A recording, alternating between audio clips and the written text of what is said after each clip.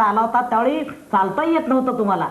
आता तुम्ही चक्क चालत, मी म्हंटल नव्हतं एक दिवस तुम्ही माझ्याकडे चालत येणार. हो काय करणार, तुमचं बिल देण्यासाठी गाडी विकून चालत यावं लागलं मला.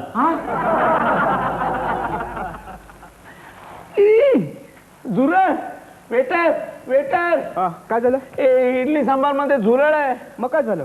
मग काय झालं? हा, मुकाट्याने खा. या 15 रुपयाच्या इडली सांबार मध्ये झुरळ नाही तर मग काय हत्ती मिळणार आहे? हत्तीच्या माझ्या लक्षातच नाही आलं. नाहीये. इडली आहे नाहीये. मसाला डोसा आहे नाहीये. सँडविच आहे नाहीये. मग काय विष आहे विष. नाही, आमच्याकडे नाहीये. शेजारच्या केमिस्ट कडून आणून देतो. मित्र, वाढदिवस म्हटलं ना की आपल्याकडे एक ठराविक पद्धत आहे. त्याविषयी घरातले लोक, पाहुणे, मित्रमंडळी यांना घरी बोलवायचं. एक केक आणायचा, त्याच्या बाजूला तुमच्या वयाची मेणबत्ती, मग ते फुंकर मारून ती मेणबत्ती विझवायची. मग केक कापताना सगळी हॅपी बर्थडे टू यू, नाही तर तुमची हजारो साली रेकॉर्ड लावायची. अशी जनरली वाढदिवसाची पद्धत आहे. तर माझा एक मित्र, तो ठरवतो की आपला वाढदिवस काहीतरी वेगळाच साजरा करायचा. त्याचे आई वडील कोकणातले असतात, ते कधीही मुंबईला आलेले नव्हते. हा म्हणाला आपण वाढदिवसाला माझ्या आई वडिलांना मुंबईला आणू, त्याला मुंबई दाखवायची. आणि तो मित्र विमान चालवणारा होता. तो म्हणतो वाढदिवसाला आई वडिलांना विमानातनं फिरवायचं म्हणून तो छोटं विमान बुक करतो, 2 सीटरचं. तो चालवणार. आई वडील बिचारे कधीही मुंबईला आले नव्हते, त्यांना काहीच माहिती नाही मुंबईची. मुंबईला आई वडील म्हणले, काय बाबा कोण वारले काय, मला कशाला बोलवलंस? वारलं नाही की अगं वाढदिवस आहे ना माझा, म्हणून म्हटलं वेगळ्या पद्धतीने साजरा करूया. पण तू आता चाललंच काय, तू चल माझ्याबरोबर. तो घेऊन त्या विमानाकडे येतो. आईन कधी विमान पण पाहिलं नाही, ती फटकन ओरडते, बापरे हत्ती कसून आणलं. अगे हत्ती नाही घे, विमानात तू चिप राहू, बोल नको, विमानात बस बघू. आई बिचारे मुलाचं ऐकलं. आई वडील विमानात बसले, याने दार बंद केलं. पुढे येऊन यांनी विमान सुरू केलं. विमान जसं वर झालं, आई ओरडे, बाबा गटगटता, पोटात गटगटता, वर चाललंय. अगे आईशी चिप राहू, बोल नको, चिप राहू, बघ काय करायचं, मी काय दाखवता बघत राहू, आणि बोय एक शब्द काढते ना, चिप. आई बिचारी. मुलगा म्हणतो गप. मुलगा असा विमान पुढे नेतो. घे आवशे, खाली बघ, हिमालय दिसता, हिमालय. आवशीचा 1 नाही 2 नाही, चिप राहू सांगल्या ना, आऊ चिप. पुढे गेला, घे आवशे, डाय बाजूक बघ, चायनाची भीत. आवशीचा 1 नाही 2 नाही, चिप राहू सांगल्या ना, आऊ चिप. मग तो वर आकाशात 3-4 अशा गोलंड्या मारतो विमानाच्या, आणि परत विमान सरळ करतो. आवशे सर्कस कशी वाटली? आवशेचा 1 नाही 2 नाही, चिप राहू सांगल्या ना. मग तो विमान असं जमिनीवर येतो, आपटून परत छटकन वर नेतो. आवशे ही कसरत कशी वाटली? आवशीचा 1 नाही 2 नाही, चिप राहू सांगल्या ना, आऊ चिप. मुलगा कंटाळतो, विमान खाली आणतो. आईला म्हणतो, काय घे, तू का मी हिमालय दाखवलंय, चायनाची भीत दाखवलंय, वर सर्कस केलंय, आपटून वर नेलंय, तू काय बोलू गेला नाही, आवडला नाही, सांग तरी नाही आवडला म्हणून. आई जी भडकते, इतकी वेळ जी गप्प होती ती आई भडकते. तू काय तू तोंडे असेल का रे, तूच मका सांगलं चिपरो म्हणून मी चिपरवलंय. तू मका हिमालय दाखव, मी काय बोललोय नाही. तू मका चायनाची भीत दाखवलं, मी काय बोललोय नाही. वर काय त्या उलटा सुलटा केलंस, मी काय बोललोय नाही.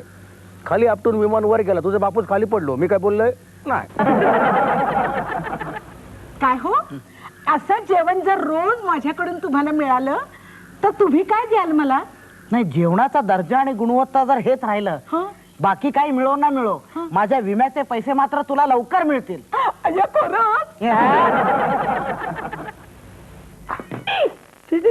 अरे ग्लासात बोट घालून पाणी आणलं. तिथे काय नाही साहेब, जो पाणी देतो ना तो तर टाकीत उतरून पाणी देतोय.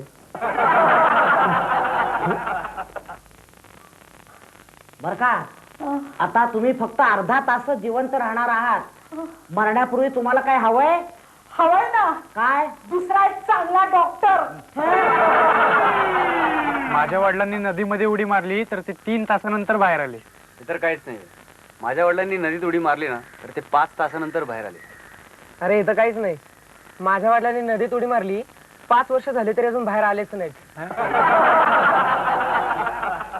अहो ऐकलत का काय काय काय तू बागांचा सचिन आहे ना त्याचं त्या लांडग्याच्या स्मिता बरोबर इलू इलू चाललंय काय सांगतेस आणि ती पितळे बाई आहे ना हा ती ती जाडी हा. तिचा तो हेकडा ड्रायव्हर आहे फियाटचा हा. चितळे हो त्याच्याबरोबर कुचकुच होताय चाललंय काय सांगतेस बघा ना आणि तो पोटदुखे हा पोट दुखे त्याची ती मोलकरीण आहे ना बिंडोक विंडो तिच्याबरोबर दिल तो पागल आहे चाललंय नाही नाही, सगळं खरं आहे पण ही लफडी तुला समजतात कशी काय का सगळी अहो काय सांगू काय कालपासूनच मी विठ्ठल मंदिरात कीर्तनाला जायला लागले ना काय मेलो बाबा मेलो. अरे तुझे आई बाबा गेले हे अरे अरे अरे हे जखम कसली काय झालं तुझ्या डोक्याला अरे प्रियसीने फुल फेकून मारलाय. फूल फेकून मारलं ते एवढी मोठी जखम अरे कुंडी सगळं फेकून मारलंय. हा मग काय ठरलं अगं काय मगापासून तुझी कटकट कटकट चालले. असं काय करता माझ्या आईचा वाढदिवस आहे ना अरे बापरे. काय म्हणजे अरे बाबा किती वाढदिवस आहे. 67वा 67वा वाढदिवस आहे. मग केक वरती 67 कॅन्डल पेटवता येणार नाहीत आपल्याला. का बरं केक वरचं आयसिंग वितळून जाईल ना सगळं.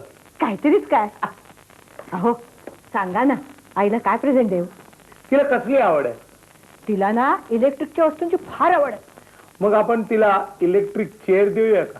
काय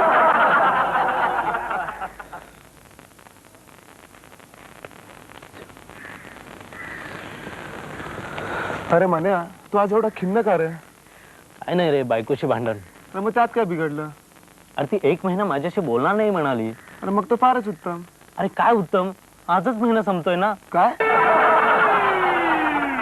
असं करताय तुम्ही काय ग माझी एक सुद्धा इच्छा पुरी करत नाही तुम्ही काहीतरी सांगू नको. काय मागशील तुला ते तुम्ही आणून. तर देता पण मी परवापासून तुम्हाला कितीदा म्हटलंय काय? मला कौन बनेगा करोडपतीत जायचंय म्हणून. कशात. कौन बनेगा करोडपती मला करोडपती व्हायचंय बस. पण तुला माहिती आहे ना तिकडे भाजीपाल्याचे प्रश्न विचारत नाही. आज भाजी काय होती.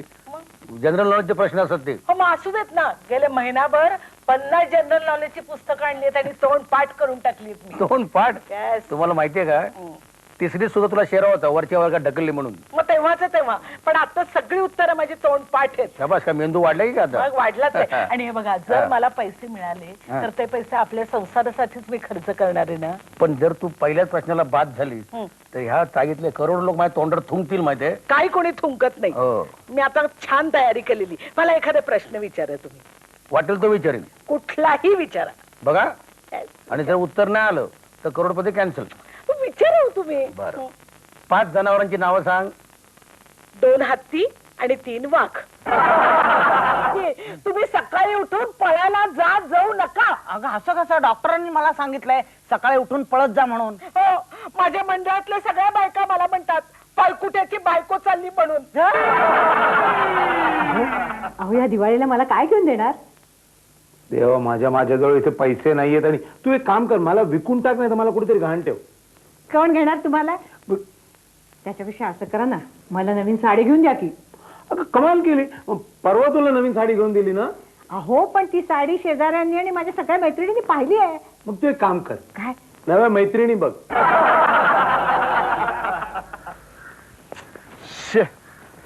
काय सांगू आणि तुला त्या चोरांमुळे ना मी 2दा लुटले गेलो. अरे मग त्या चोरांचा तू पाठला का केला नाही. कसा करणार त्या चोरांनी माझी गाडीच घेऊन पळून गेले. आणि दुसऱ्या वेळी दुसऱ्या वेळी ते माझे कपडे घेऊनच पळाले. काय ऐकलं का काय मी आज एक फार मोठं चांगलं काम केलं. असं हो आज बस मध्ये माझ्या शेजारी एक माणूस बसला होता. तो त्याची छत्री विसरून चालला होता. बर. मी त्याला परत बोलवलं आणि त्याची छत्री त्याच्या ताब्यात दिली. अरे वा वा वा अगदी छान काम केलं. हो पण काय आता पण आपली छत्री कुठे आहे. काय काय रे हल्ली तुझे केस का गळतात. अरे काळजी नाही कसली काळजी. केस गळण्याची. चेहरा मेरा कलियों सी मुस्कान है फूल तुम्हें भेजा है खत में फूल नहीं मैं बन फूल बन का फूल मैं जहाँ चला जाऊं बाहर चली बाहर क्यों आए बाहर चली आए बहक जाए राहों की धूल में बाईसाहेब साहेब दारात बेशुद्ध पडलीत. का काय झालं त्यांना अहो एक माणूस आला होता, त्याच्या हातात मोठा बॉक्स होता आणि बरोबर एक कागद होता. तो त्याने साहेबांना दाखवला. साहेब आडवे. काय सांगतोस काय म्हणजे मी मागवलेल्या साड्या आल्या वाटतं. रेसली माहेरची साडी.